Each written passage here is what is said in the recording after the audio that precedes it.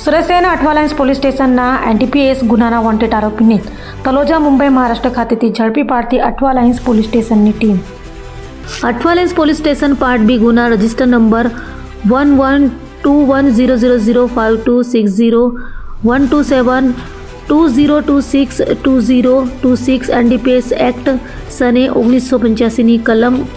8C-22C-29 મુજબ તારીખ 3/2/2026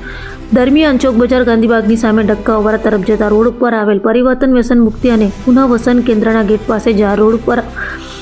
મઝગુર ઈસમ રૂખસાર WO Zakir Jafar Sheikh નાઓએ મુંબઈના પનવેલ વિસ્તારમાં રહેતા મુબીન નામના વ્યક્તિ પાસેથી વગર પાસ પરમિટનો ગેરકાયદેસરનો માદક પદાર્થ મેફેડ્રોન ડ્રગ્સનો જથ્થો નેટ વજન